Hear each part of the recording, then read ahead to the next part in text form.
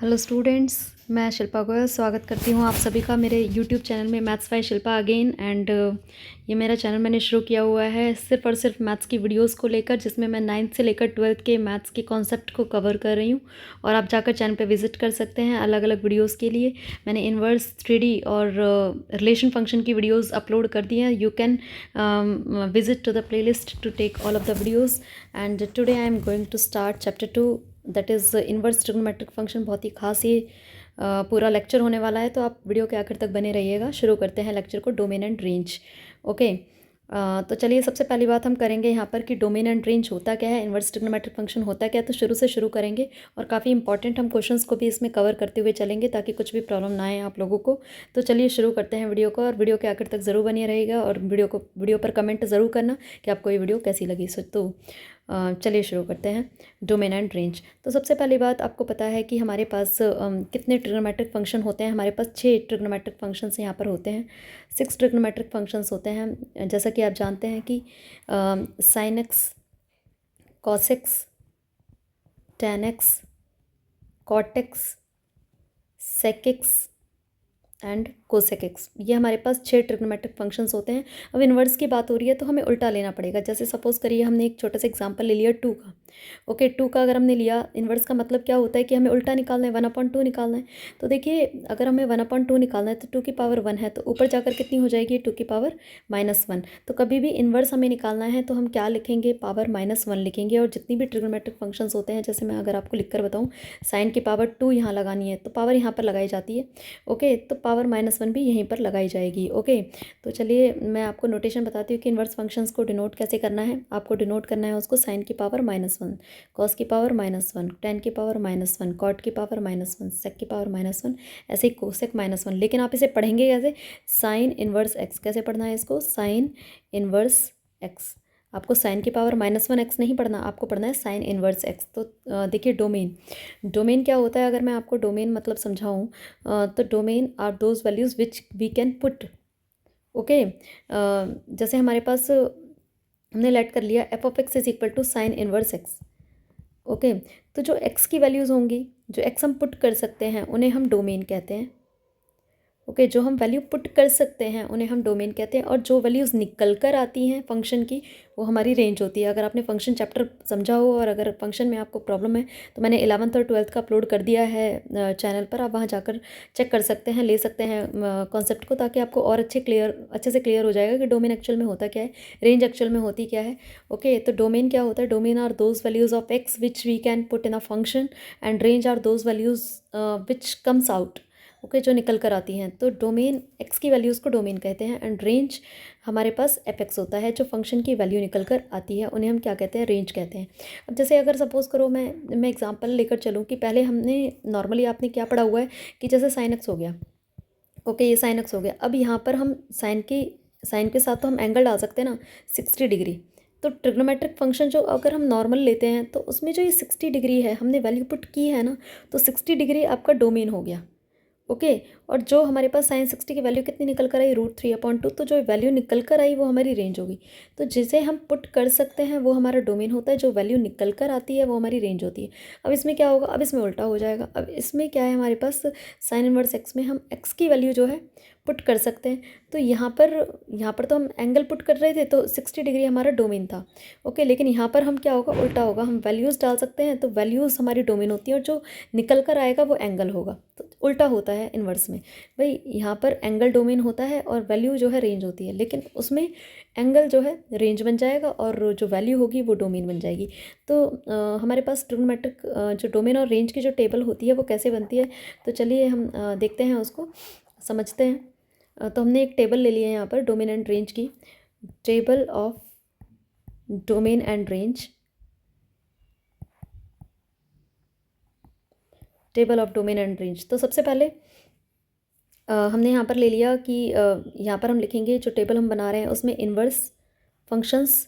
Okay, यहाँ पर मैंने लिख दिया, यहाँ पर डोमेन, और यहाँ पर मैंने लिख दिया रेंज। तो एक हम सुंदर से टेबल बनाते हैं, और ये आपको लर्न भी करनी पड़ेगी क्वेश्चंस को करने के लिए। तो पहला हमने लिया फंक्शन हमारा sign inverse x. Okay, sign inverse x ले लिया। दूसरा मैंने ले लिया, इसके साथ मैं किसको लिख रही हूँ, इसके साथ हम लिखेंगे टेन को, क्योंकि इनमें बहुत कम फ़र्क होता है, इसको अभी मैं समझाऊंगी आपको। टेन इनवर्स एक्स, और तीसरा ले लिया मैंने कोसेक इनवर्स एक्स। ओके जी। ओके, उसके बाद हमने ले लिया यहाँ पर कॉस इनवर्स एक्स, और फिर हमने लिया है यहाँ पर कॉट इनवर्स एक्स, और 6 हमने लिया है यहाँ पर सेक इनवर्स एक्स। तो देखिए यहाँ पर जो मैंने इन तीनों को एक साथ क्यों लिखा है, क्योंकि ये तीनों लगभग एक जैसे चलेंगे और ये तीनों लगभग एक जैसे चलेंगे, तो आपको लर्न करने में आसानी होगी थोड़ा। अब देखिए जो साइन इनवर्स एक्स, अब मैंने आपको बताया था जो वैल्यूज़ पुट की जाती हैं वो हमारी डोमेन होती हैं। तो डोमेन हम रियल नंबर्स में पुट कर सकते हैं, जो वैल्यू निकल कर आती है वो एंगल होती है। तो हमें पता होना चाहिए कि जो साइन इनवर्स एक्स का जो, एक मिनट यहाँ पर, तो जो हमारे पास साइन इनवर्स एक्स का जो रेंज निकल कर आएगी, मतलब जो वैल्यू निकल कर आएगी वो एंगल होगी। तो साइन इनवर्स एक्स की जो रेंज होती है वो हमारे पास क्या होती है, ये हम लिख रहे हैं यहाँ पर। Okay, -π/2 to +π/2 close interval. अब देखिए यहाँ पर क्लोज, ओपन और करली ब्रैकेट का मतलब क्या होता है वो मैं थोड़ा समझा देती हूँ आपको। कि सपोज़ करो हमारे पास क्लोज ब्रैकेट है, ये 1 3 लिखा हुआ है इसके अंदर, तो इसका मतलब होता है कि हमें 1 और 3 को भी लेना है और बिटवीन को भी लेना है, एंड बिटवीन 1 and 3, मतलब हमें 1 और 3 को भी लेना है और इनके बीच की वैल्यूज़ को भी लेना है, 1.1 1.2 2.2 टिल 3, हमें सारी वैल्यूज़ को लेना है। अगर यहाँ पर हमारे पास ओपन ब्रैकेट में 1 3 लिखा हुआ है, ओपन का मतलब होता है कि सिर्फ बिटवीन 1 and 3 लेना है आपको, 1 और 3 को नहीं लेना। ओके, उसके अलावा जब करली लिखा रहता है तो करली का मतलब होता है कि सिर्फ 1 and 3 को लेना है, ओनली 1 and 3। ओके, तो क्लोज का मतलब आप ऐसे याद रख सकते हैं, क्लोज का मतलब क्या हो गया, गेट बंद हो गया। गेट बंद होने का मतलब है कि हमें इनको भी लेना पड़ेगा, हमें 1 और 3 को भी लेना पड़ेगा, लेकिन ओपन का मतलब क्या होता है, हमें 1 और 3 को नहीं लेना है। ओके, तो आपको ब्रैकेट्स का मतलब भी समझ में आना चाहिए क्लियरली कि ओपन ब्रैकेट, क्लोज ब्रैकेट है ना, और करली ब्रैकेट का क्या इस्तेमाल होता है, तो आप इसे अपने पास लिख सकते हैं। उसके बाद देखिए साइन इनवर्स एक्स की जो रेंज होती है वो क्या होती है, -π/2 to π/2 क्लोज इंटरवल। अब जो tan होता है, आप याद रखने के लिए ऐसे समझ सकते हैं कि tan का जो फॉर्मूला होता है वो क्या होता है, sin x upon cos x होता है। अब आप देख सकते हैं साइन के हर एंगल के लिए डिफाइन होगा। कोई भी हमारे पास रैशनल नंबर होता है, रैशनल नंबर सारी वैल्यूज़ के लिए डिफाइन होता है, except for which the denominator will become equal to 0। अब जो हमारे पास अगर tan x की मैं बात करूँ तो वो क्या हो जाता है, sin x upon cos x होता है। तो ये साइन के हर एंगल के लिए डिफाइन होगा, एक्सेप्ट जिसके लिए नीचे वाला 0 बन जाएगा। और cos कब 0 बनता है, cos 90, तो हमें 90 नहीं लेना है, उसके अलावा साइन का हमें हर एंगल इसमें कंसिडर करना है। तो इसीलिए मैंने साइन को tan के साथ लिखा था, क्योंकि इसकी रेंज में ज़्यादा फर्क नहीं है। तो हमारे पास tan इनवर्स x की जो रेंज आती है वो क्या आती है, -π/2 to +π/2 open interval. Okay, open का मतलब है कि हमें सिर्फ इनके बीच के एंगल्स लेने हैं, -π/2 और +π/2 को नहीं लेना है हमें। अब देखो कोसेक एक्स क्या होता है, कोसेक एक्स होता है हमारा 1/sin x। अब ये साइन के हर एंगल के लिए डिफाइन होगा, जिसके लिए, किनको छोड़कर, जिनके लिए साइन की वैल्यू 0 हो जाएगी, और साइन 0 0 पर होता है, तो हमें सिर्फ 0 नहीं लेना, उसके अलावा ये साइन के हर एंगल के लिए डिफाइंड होता है। तो इसकी जो रेंज होती है वो क्या होती है, -π/2 to +π/2, बिल्कुल साइन के जैसा क्लोज, माइनस हम क्या कर देंगे, इसमें से 0 कर देंगे। तो ये हमारी क्या हो जाती है, साइन, टैन और कॉट।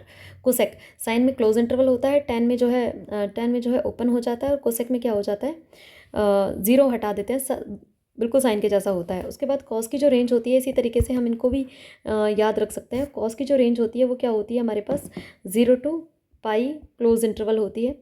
ओके, कॉट में ओपन इंटरवल आ जाता है, बिल्कुल सिमिलरली चेक कर सकते हैं। सेक में क्या हो जाता है हमारे पास, 0 to π, ये बिल्कुल कॉस जैसा होता है, क्योंकि sec is a reciprocal of cos, तो बिल्कुल कॉस के जैसा चलता है ये, एक्सेप्ट फॉर विच कॉस 0 कब बनता है, कॉस 0 बनता है हमारा 90 पर, तो इसमें से हम 90 हटा देंगे। ओके, तो इस तरीके से इसकी जो रेंज होती है वो डिफाइंड होती है। उसके अलावा अगर हम बात करें इनके डोमेन्स की, तो डोमेन कैसे निकलता है यहाँ पर, डोमेन की जो वैल्यूज़ होती है वो क्या होती है, साइन इनवर्स एक्स की -1 to 1 होती है, इसकी क्या होती है हमारे पास, -1 to 1 क्लोज इंटरवल। देखिए आपको ये याद रखना है, साइन और कॉस की जो रेंज होती है वो सेम होती है, -1 to 1 क्लोज इंटरवल ही होती है। टैन में क्या हो जाता है वो हमारे पास, टैन में पूरा की पूरा रियल नंबर होता है, और कॉट में भी पूरा की पूरा रियल नंबर होता है। Tan is a reciprocal of cot, तो जो वैल्यूज़ टैन की आएंगी वही हमारी कॉट की आती हैं। कोसेक इनवर्स एक्स में क्या हो जाता है यहाँ पर, कोसेक और सेक एक जैसा चलता है, तो यहाँ से ये हो जाता है r -1 to 1, और ये भी क्या हो जाता है r -1 to 1।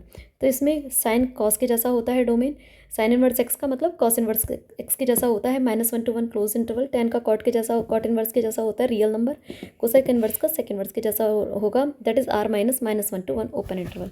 तो ये टेबल आपको लर्न होनी चाहिए क्वेश्चंस को करने के लिए, क्योंकि आप जानते हैं ये जो डोमेन और रेंज पर जो क्वेश्चंस बनते हैं वो अराउंड 2 नंबर के बन जाते हैं या 1 नंबर की इनकी वेटेज रहती है 1 मार्क। तो पहले इस चैप्टर की वेटेज थोड़ी ज़्यादा थी, अब थोड़ा कम कर दी गई है। पहले अराउंड 4 to 5 मार्क्स का आता था, लेकिन अभी 3 या 4 नंबर का आता है। तो लेकिन आपको कुछ नहीं छोड़ना है, क्योंकि अभी क्या कह दिया है कि भाई 2.2 नहीं करनी है आपको, 2.2 कट हो गई सिलेबस में से। लेकिन क्या है भाई, 2.2 के जो क्वेश्चन है ना, 2.2 के जो क्वेश्चन है वो पूरा के पूरा चैप्टर 5 में उठकर वो काम में आने वाला है। तो आपको ये नहीं सोचना मुझे 2.2 नहीं करनी है। हाँ, वो फॉर्मूले कट हो गए हैं सिलेबस में से, अब फॉर्मूले नहीं करने हैं आपको डेफिनेटली। लेकिन ऐसा नहीं है चैप्टर कहीं से कट वट नहीं हुआ है, ये बिल्कुल ऐसे ही करना है आपको। मेरे हिसाब से आपको नहीं छोड़ना चाहिए, क्योंकि कॉम्पिटिटिव एग्जाम्स के लिए भी आपको सारा आना चाहिए भाई। जेई आप देते हैं, अगर आप नॉन मेडिकल के स्टूडेंट हैं या फिर कॉमर्स के हैं, तो आपको आगे एंट्रेंस देने हैं। तो मैं नहीं चाहती कि आप कोई भी पोर्शन छोड़ें इसका। ओके, तो चलिए कुछ क्वेश्चंस मैं कर लेती हूँ शुरू। यहाँ पर आपको समझाने के लिए मैंने साइड में एनसीईआरटी ओपन की हुई है, जैसे कि आप देख सकते हैं। तो चलिए मैं छोटा सा, और कोई भी एग्जाम्पल आपको एडिशनल लर्न करने की ज़रूरत नहीं है। मैं एनसीईआरटी के तरीके से आपको नहीं कराऊंगी, मैं बहुत ही आसान तरीके से आपको क्वेश्चंस को कराने वाली हूँ। तो ज़रा ढंग से आप समझना।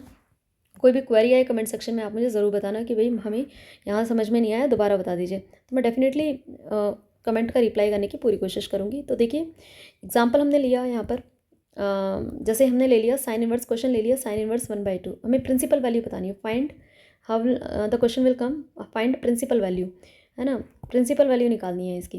भाई अब साइन इनवर्स 1/2 है, तो सबसे पहली बात हमारे पास, अभी मैंने आपको बताया कि जो साइन इनवर्स की जो रेंज होती है वो -90 to +90 क्लोज इंटरवल होती है। ओके, -90 to +90 क्लोज इंटरवल होती है। तो सबसे पहली बात आपको क्या करनी है, अगर बाहर साइन है तो अंदर भी हमें साइन बनाना है, इस बात को आपको ध्यान में रखना है। ठीक है, बाहर अगर साइन है तो अंदर भी साइन बनाना है। अब देखेंगे 1/2 साइन के किस एंगल पर आता है, साइन के वो 30 डिग्री एंगल पर आता है।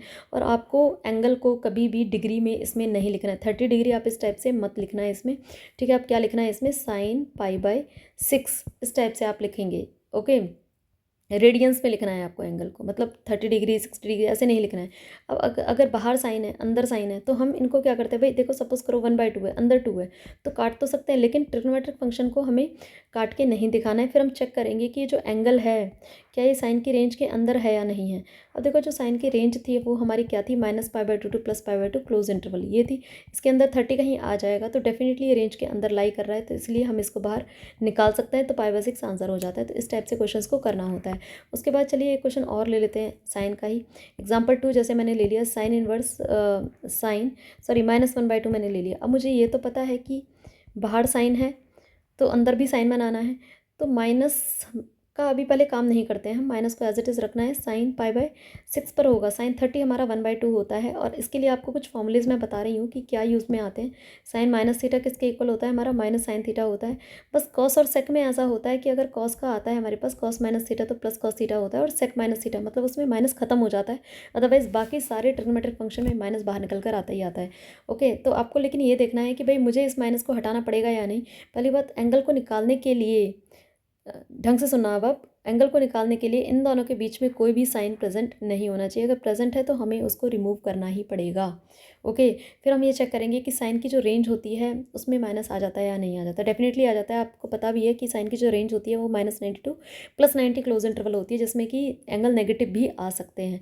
तो हम क्या करेंगे, सिर्फ हम ये फॉर्मूला लगाएंगे, sine -θ is equal to -sin θ। तो क्या हो जाएगा, हम इसको लिख सकते हैं साइन इनवर्स साइन, इसको लिख सकते हैं ना -π/6, क्योंकि हमें पता है कि साइन -θ तो -sin θ होता है इस फॉर्मूले के अकॉर्डिंग।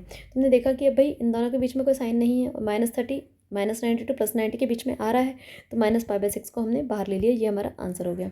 ओके, तो चलिए एक थोड़ा और अच्छा क्वेश्चन करते हैं। एग्जाम्पल 3, इसमें हमने ले लिया कॉस इनवर्स, हमने ले लिया यहाँ पर कॉस इनवर्स, अच्छा सा ले लेते हैं -1/2। ओके, फिर से तो अब देखिए यहाँ पर क्या होगा, कॉस इनवर्स माइनस है तो माइनस को मैंने एज इट इज़ रख दिया, और ये किस पर होगा, π/3 पर होगा। भाई cos 60 हमारा हाफ होता है ना। अब हमें क्या करना है कि इस माइनस का अरेंजमेंट करना है। अब हमें पता है कि जो कॉस की रेंज होती है 0 to π होती है, उसमें नेगेटिव एंगल नहीं आ सकता, और वैसे भी cos -θ तो प्लस cos θ होता है, तो हम एंगल में ये जो माइनस है इसको अंदर नहीं ले जा सकते हैं इसके। ओके, तो हमें कुछ और सोचना पड़ेगा। फिर हम क्या सोचेंगे भाई, देखिए हमारे पास एक क्वाड्रेंट सिस्टम होता है तो उसके हेल्प से हम लेंगे। कॉस नेगेटिव हमें चाहिए, कॉस क्या चाहिए, नेगेटिव चाहिए। अब कॉस नेगेटिव किस किस में होता है हमारे पास, कॉस नेगेटिव होता है इसमें और इसमें। तो हम या तो इसका इस्तेमाल करेंगे या इसका इस्तेमाल करेंगे। भाई यहाँ पाई होता है, अब देखिए 0 to पाई अगर हमारे पास इसकी रेंज है तो हमें पाई से ज़्यादा तो जाना नहीं है। अब इसको तो हम नेगलेक्ट कर लेंगे क्योंकि ये जो थर्ड क्वाड्रेंट है इसमें तो पाई से बड़ा आ जाएगा, तो हम किसका यूज़ करेंगे, सेकंड क्वाड्रेंट का। अब सेकंड क्वाड्रेंट में तो पाई/2 का भी यूज़ कर सकते हैं, पाई का भी, लेकिन पाई/2 पर फंक्शन चेंज हो जाता है तो ये भी रिजेक्ट हो गया। बचा क्या, पाई। अब पाई को यूज़ करने के लिए हमें पाई माइनस का इस्तेमाल इसमें करना पड़ता है। तो इसीलिए कॉस इनवर्स हम इसको क्या लिख सकते हैं, कॉस पाई माइनस पाई/3। भाई अगर क्वेश्चन चाहे कॉस का आ जाए, सेक का आ जाए या कॉट का आ जाए, आपको यही काम करना है क्योंकि इन तीनों की रेंज में नेगेटिव एंगल नहीं आ सकता है। इस बात का आपको खास ख्याल रखना है, आपको हमेशा ये करना होता है पाई माइनस। आई होप आपको समझ में आया होगा क्योंकि 0 to पाई उसकी रेंज होती है और 0 to पाई रेंज को सेटिस्फाई करने के लिए हम सेकंड क्वाड्रेंट के अलावा किसी और क्वाड्रेंट का इस्तेमाल नहीं कर सकते हैं। ओके, तो हमने इसको ऐसे चेंज करके लिख दिया, cos inverse cos pi minus पाई/3 2 पाई/3। ओके, अब हमने देखा 2 पाई/3 120 होता है जो कि 0 to pi close interval cos की रेंज के बीच में आ सकता है, तो हम इसको बाहर निकाल सकते हैं। ये हमारा आंसर हो गया है, 2 पाई/3 हमारा आंसर हो गया। क्लियर है या नहीं है? ओके, आई होप आपको ये समझ में आ रहा होगा। चलिए मैं एक थोड़ा डिफरेंट क्वेश्चन ले लेती हूँ यहाँ पर, जो क्वेश्चन पेपर के बिहाफ पर ज़्यादा इंपॉर्टेंट होते हैं, तो मैं आपको मार्क भी करा देती हूँ इसमें। ये तो आई थिंक मैंने, एक मिनट, इसमें कुछ क्वेश्चंस, जैसे देखो ये हो गया हमारे पास, ये वाला क्वेश्चन जो है द वैल्यू ऑफ, इस टाइप से एग्जाम, देखिए एनसीईआरटी में जो भी क्वेश्चन इस टाइप से है ना कि अंदर एंगल दिया हुआ है तो वो क्वेश्चन थोड़े ज़्यादा आते हैं पेपर में, तो उन पर थोड़ा एक्स्ट्रा आपको ध्यान देना है। क्वेश्चन अगर मैंने लिख लिया यहाँ पर, साइन इनवर्स है कॉस 43 पाई/5 है ये, है ना। अब हमें पहली बात तो बाहर साइन है, अंदर साइन बनाना है, पहली बात। ओके, तो साइन इनवर्स हमने क्या किया, अंदर साइन बनाने के लिए इसको, भाई अगर फंक्शन बदलना है तो डेफिनेटली हमें या तो पाई/2 का यूज़ करना पड़ेगा, 3 पाई/2 का। अगर पहले वाले से ही काम बन जाएगा तो हम सेकंड वाले पे नहीं जाते हैं। ओके, तो हमने इसको लिख दिया साइन 90 प्लस थीटा, तो कॉस थीटा होता है ना, 90 प्लस थीटा कॉस थीटा होता है। हम इसको 90 माइनस थीटा भी लिख सकते हैं, कुछ भी लिख सकते हैं, क्योंकि साइन 90 प्लस इधर चला जाएगा, 90 माइनस इस तरफ चला जाएगा, लेकिन साइन दोनों में ही पॉजिटिव रहता है, तो आप यूज़ किसी का भी कर सकते हैं। मैं पाई/2 प्लस का कर रही हूँ, पाई/2 प्लस 43 पाई/5, हम बाद में भी इसको रिड्यूस कर सकते हैं, कोई इशू वाली बात नहीं है। ओके, तो सबसे पहले हमें फंक्शन को बदलना ज़रूरी है कि भाई कॉस है तो हमें इसको साइन में चेंज करना ज़रूरी है। तो साइन इनवर्स हमने देखा कितना हो गया ये साइन, एलसीएम लो 10, 2 5 5 पाई प्लस 86 पाई। ओके, ठीक लिखा है मैंने, 10 2 5 10 5 2, ये हो गया हमारा। तो साइन इनवर्स साइन, ओके, ये हमारे पास 6 और 5 11, 91 पाई डिवाइडेड बाय 10। भाई ये तो अभी हमारे पास माइनस पाई/2 टू प्लस पाई/2 की रेंज के अंदर तो है नहीं, है ना, साइन की रेंज के अंदर तो है नहीं भाई, माइनस पाई/2 टू प्लस पाई/2 क्लोज इंटरवल होता है, तो हमें इसको रेंज के अंदर लाना पड़ेगा। कैसे लाते हैं हम, साइन इनवर्स साइन, अब इसको हम कैसे लिखेंगे, हमें पता है हम यूज़ हमेशा पाई का करते हैं, क्वाड्रेंट सिस्टम में हम हमेशा पाई का इस्तेमाल करते हैं क्योंकि पाई सेफ होता है ना, पाई माइनस में साइन पॉजिटिव बना रहेगा। तो हम इसको लिख सकते हैं, देखिए लिखते कैसे हैं, इसको पाई लिखो, यहाँ पर जो इसके नीचे है ना 10, वही यहाँ लिखना है आपको। ओके, तो यहाँ भी मैंने 10 लिखा, और मुझे पता है कि 10 एलसीएम अगर लोगे तो यहाँ अगर पाई लिखा हुआ है, यहाँ पर अगर पाई है तो इसके साथ अगर एलसीएम लिया तो यहाँ 10 पाई हो जाएगा, जो कि 91 पाई से अभी काफ़ी दूर है, तो हमें देखना है कि हम क्या लिख सकते हैं। ओके, तो हम 90, अगर यहाँ 10 है, 10 9 90, वो जस्ट नियर अबाउट होगा, तो हमें क्या करना है, यहाँ पर मैंने यहाँ पर हमने 9 लिख दिया। ओके, तो हम अगर हम एलसीएम लेंगे तो कितना बनेगा, 10 9 90, तो हमें 91 बनाने के लिए प्लस पाई और करना पड़ेगा, तो हमें क्या लिखना है, प्लस पाई। ये स्प्लिट करना आपको बहुत अच्छे से आना चाहिए।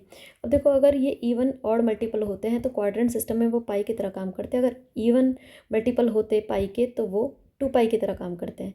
ये ऑड मल्टीपल है 9, तो sine inverse sine pi plus theta कितना हो जाएगा, हमारे पास ये थर्ड क्वाड्रेंट में आ गया, पाई प्लस है ना, थर्ड क्वाड्रेंट में आ जाएगा जिसमें साइन नेगेटिव होता है, तो माइनस भी आएगा पाई/10, लेकिन हमें पता है, अभी मैंने आपको बताया माइनस साइन थीटा को हम साइन को अंदर ले जा सकते हैं, माइनस पाई/10, अब ये रेंज के अंदर आ गया, माइनस पाई/10 आपका आंसर है, तो इसमें ऑप्शन भी होगा, ये डी आपका करेक्ट आंसर है। तो इस तरीके से आप फंक्शन को बदल सकते हैं।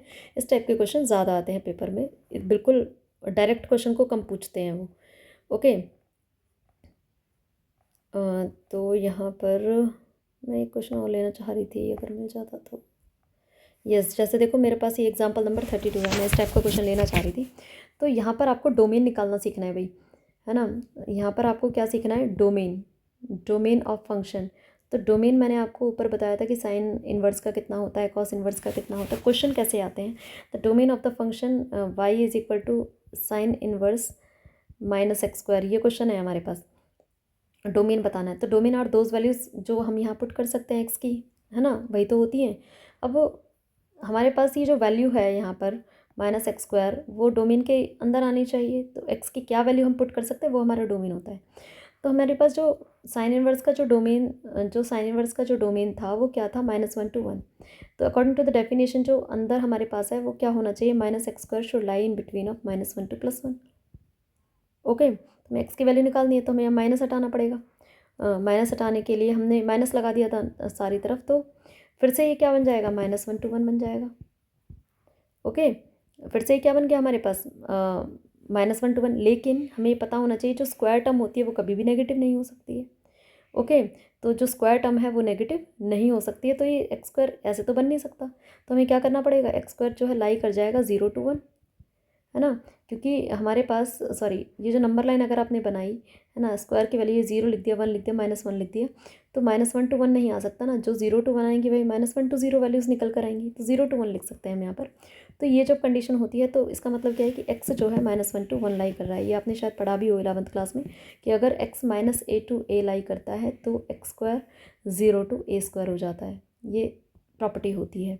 ओके, तो एक्स की वैल्यू क्या पुट कर सकते हैं, ये पुट कर सकते हैं। तो डोमेन हम लिखेंगे यहाँ पर, डोमेन कैसे लिखेंगे, एक्स बिलोंग्स टू -1 to +1। ये आपका आंसर है इसमें। ओके, चलिए क्वेश्चन और ले लेते हैं, फिर फिनिश करेंगे इसको, क्योंकि काफ़ी मैंने एग्जांपल्स करवा दिए हैं आपको और आप प्रैक्टिस कर सकते हैं। कोई क्वेरी आया आप मुझसे कमेंट सेक्शन में बता सकते हैं। ये नेक्स्ट क्वेश्चन मैंने ले लिया कि y is equal to cos inverse x square -4। फिर से इसका डोमेन पूछा। डोमेन के क्वेश्चन अब ज़्यादा आने लगे हैं पेपर में भी, है ना। ये सारे यहाँ पर इंपॉर्टेंट है, IIT JEE सब में डोमेन कॉन्सेप्ट आपको क्लियर होना चाहिए, हायर क्लासेस में भी काम में आता है। तो y इज इक्वल टू, तो इसमें भी कॉस की जो रेंज होती है वो हमारे पास -1 to 1 क्लोज इंटरवल होती है। क्लोज के लिए हम इक्वल टू मतलब वो भी लेना है ना हमें।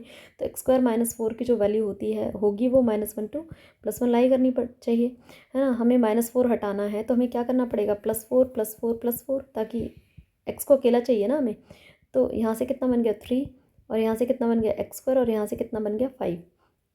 ओके जी, तो यहाँ से कितना हो गया, अगर मैं यहाँ पर स्क्वायर हटाऊँ, स्क्वायर का मतलब है रूट लेना होता है। तो रूट की जो वैल्यूज़ होती है, अब देखिए अगर मैं आपको इसको प्रॉपरली समझाऊँ तो इसके में क्या आ जाएगा, तो मॉड लग जाएगा। मॉड जो लाई करेगा √3 से बड़ा होगा और √5 से छोटा होगा।